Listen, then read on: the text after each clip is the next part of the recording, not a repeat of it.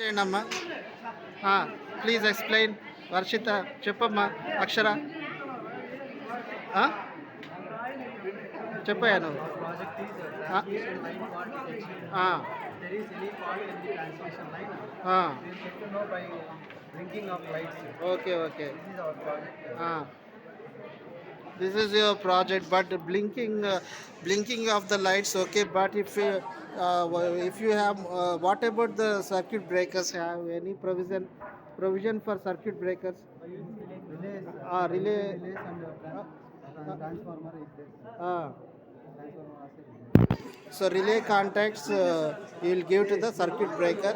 So if for some contacts will blink the bulbs. It's an indication. But ఇది system మీరు action చేయాలి కదా. Action అంటే circuit బ్రేకర్స్ని of చేయాలి. సర్క్యూట్ బ్రేకర్స్ ఆఫ్ చేయాలంటే రిలే కాంటాక్ట్స్ని సర్క్యూట్ బ్రేకర్ కంట్రోల్ సర్క్యూట్కి ఇవ్వాలి.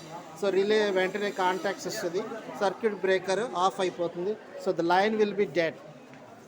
అది చెప్పాలి. మనకి ఈ లైన్ టు లైన్ ఇలా డిప్ ఇచ్చేది దాని శాగ్ అంటారు. శాగ్ ఎందుకు ఇస్తామంటే సమ్మర్లో టైట్గా ఉంటే ఇది ఎక్స్పాండ్ అవుతుంది కాబట్టి ఇది బ్రేక్ అయిపోతుంది. అర్థమైందా చెప్పింది? నేనేం చెప్పాను చెప్పరా ఒకసారి. Why there is a sag. Why there is a sag అంటే లైన్ టు లైన్ కొంచెం కొంచెం వదులుతారు. బ్రేక్ కాకుండా ఉండడానికి. సమ్మర్లో మెటల్స్ ఎక్స్పాండ్ అవుతాయి. మెల్ట్ కాదు, ఎక్స్పాండ్ సాగుతాయి. ఇప్పుడు రైల్వే ట్రాక్స్లో ఒకటిగా ట్రైన్ ట్రాక్స్కి మధ్య కొంచెం గ్యాప్ ఇస్తాడు. మీరు గమనించారు ఎప్పుడైనా? ఎందుకంటే సమ్మర్లో ఎక్స్పాండ్ అయినప్పుడు అవి రెండు కలుసుకుంటాయి, లేదంటే ట్రాక్ బెండింగ్ వచ్చేస్తుంది. ఇది మెటాలిక్ ప్రాపర్టీస్. ఓకే, ఇది డెమో మోడలు కాబట్టి వోల్టేజ్ తక్కువ ఉంటుంది. కానీ యాక్చువల్గా ట్రాన్స్మిషన్ లైన్స్ అంటే మనకి డిస్ట్రిబ్యూషన్ సైడ్ వచ్చి 11 kV లైన్స్ వస్తాయి మనకి ఈ ఊరు బయటికి.